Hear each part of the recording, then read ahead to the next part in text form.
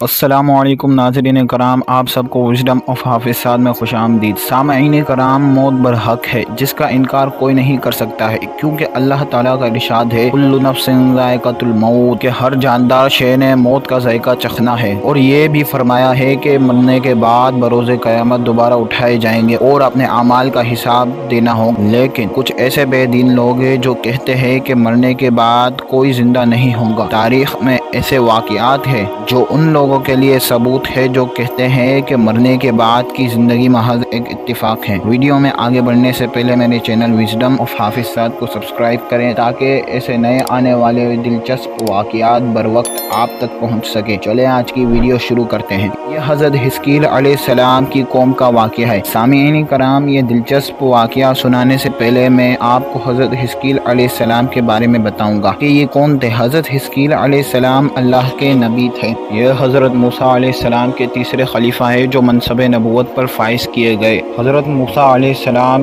کی وفات اقدس کے بعد آپ کے خلیفہ اول حضرت یوشع بن نون علیہ السلام ہوئے، جن کو اللہ تعالیٰ نے نبوت عطا فرمائی۔ ان کے بعد حضرت کالب بن یحنہ علیہ السلام حضرت موسیٰ علیہ السلام کی خلافت سے سرفراز ہو کر مرتبہ نبوت پر فائز ہوئے۔ پھر ان کے بعد حضرت حزقیل علیہ السلام حضرت موسیٰ علیہ السلام کے جانشین اور نبی ہوئے۔ حضرت حزقیل علیہ السلام کا لقب ابن العجوز، بڑھیا کے بیٹے ہے، اور آپ کا لقب ذوالکفل بھی کہلاتا ہے۔ ابن العجوز کہلانے کی وجہ سے یہ ہے کہ اس وقت پیدا ہوئے تھے جب ان کی والدہ ماجدہ بوڑھی ہو چکی تھی، اور آپ کا لقب ذوالکفل اس لیے ہوا کہ آپ نے کفالت میں لے 17 انبیاء کرام کو قتل سے بچا لیا تھا، جن کے قتل پر یہودی قوم آمادہ ہو گئی تھی۔ پھر یہ خود بھی خدا کے فضل و کرم سے یہودی کی تلوار سے بچ گئے اور برسوں زندہ رہ کر اپنی قوم کو ہدایت فرماتے رہے۔ بنی اسرائیل کی ایک جماعت جو حضرت حزقیل علیہ السلام کے شہر میں رہتی تھی، اس شہر میں بیماری پھیل گئی جس کا نام طاعون تھا۔ اس بیماری نے لوگوں کے دلوں میں اپنی ایسی دہشت بنا لی کہ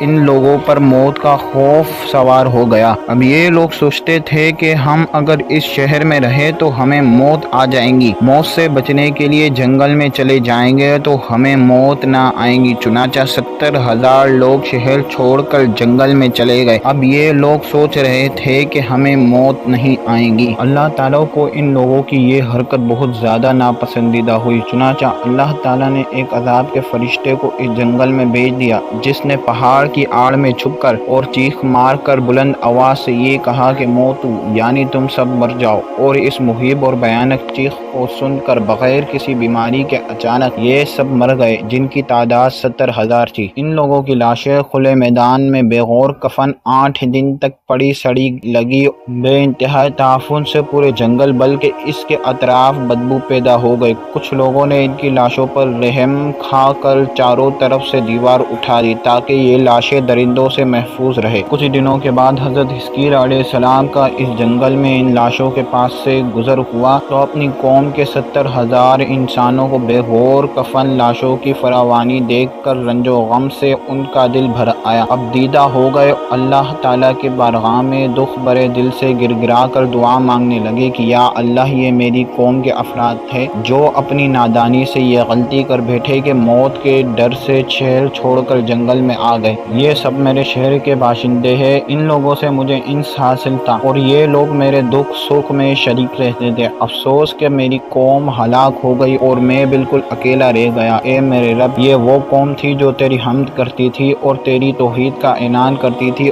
آپ بڑے شور دل کے ساتھ دعا میں مشغول تھے کہ اچانک آپ پر یہ وحی اتر پڑی کہ اے حضرت حزقیل علیہ السلام، آپ ان بکھری ہوئی ہڈیوں سے فرما دیجئے کہ اے ہڈیوں، بے شک اللہ تعالیٰ تم کو حکم فرماتا ہے کہ تم اکٹھا ہو جاؤ۔ اور یہ سن کر بکھری ہوئی ہڈیوں میں حرکت پیدا ہوئی اور یہ آدمی کی ہڈیاں جمع ہو کر ہڈیوں کے ڈھانچے بن گئے۔ پھر یہ وحی آئی کہ اے حضرت حزقیل علیہ السلام، آپ یہ فرما دیجئے کہ اے ہڈیوں، تمہارے پاس اللہ تعالیٰ کا یہ حکم ہے کہ تم گوشت پہن لو۔ یہ کلام سنتے ہی فوراً ہڈیوں کے ڈھانچوں پر گوشت پشت چڑھ گئے۔ پھر تیسری بار وحی نازل ہوئی، اے حضرت حزقیل علیہ السلام، اب یہ کہہ دو کہ اے مردو، خدا کے حکم سے تم سب اٹھ کھڑے ہو جاؤ۔ چنانچہ یہ فرما دو تو آپ کی زبان سے یہ جملہ نکلتے ہی 70,000 لاشیں دم وزن ناگہانہ یہ پڑھتے ہوئے کھڑی ہو گئی، سبحانک اللہم و بحمدک ولا الہ الا انت۔ پھر یہ سب لوگ جنگل سے روانہ روانہ ہو کر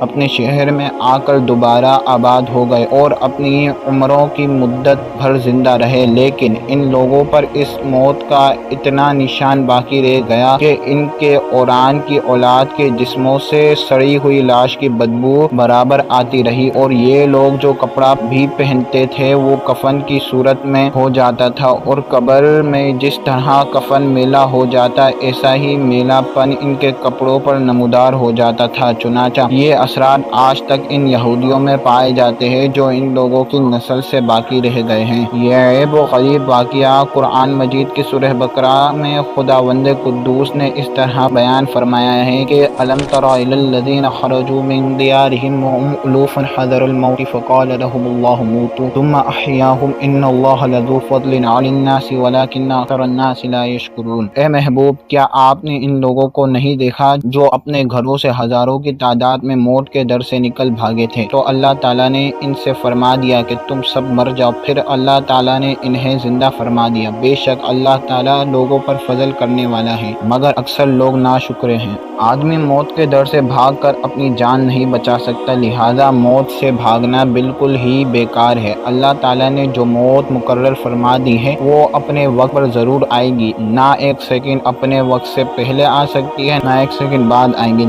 لہذا بندوں کو لازم ہے کہ رضا الہی پر راضی ہو کر صبر و شکر رکھیں، اور خواہ کتنی وبا پھیلے یا گھمسان کا رن پڑے، اطمینان و سکون کا دامن اپنے ہاتھ سے نہ چھوڑے، اور یہ یقین رکھیں کہ جب تک میری موت نہ آئے گی نہ مجھے کوئی مار سکتا ہے، نہ ہرگز میں مر سکتا ہوں، اور جب میری موت آ جائے گی اور میں کچھ بھی کروں، کہیں بھی چلے جاؤں، بھاگ جاؤں یا ڈٹ کر کھڑا رہوں، میں کسی حال میں نہیں بچ سکتا۔ اس آیت میں خاص طور پر مجاہدین کو ہدایت دی گئی ہے کہ میدان جنگ چھوڑ کر بھاگ جانا ہرگز موت کو دفع نہیں کر سکتا، لہذا مجاہدین کو میدان جنگ میں دل مضبوط کر کے ڈٹے رہنا چاہیے اور یہ یقین رکھنا چاہیے کہ میں ہرگز موت کے وقت سے پہلے نہ مر سکتا ہوں، نہ کوئی مجھے مار سکتا ہے۔ یہ عقیدہ رکھنے والا اس قدر شیر دل ہو جاتا ہے کہ خوف اور بزدلی کبھی اس کے قریب نہیں آ سکتی، اور اس کے پاس استقبال بھی کبھی بال برابر بھی کوئی لغزش نہیں آ سکتی۔ اسلام کا بخشا ہوا یہی وہ مقدس عقیدہ ہے کہ جس کی بدولت مجاہدین اسلام میں ہزاروں کی کفاح کے مقابلے میں تنہا پہاڑ کی طرح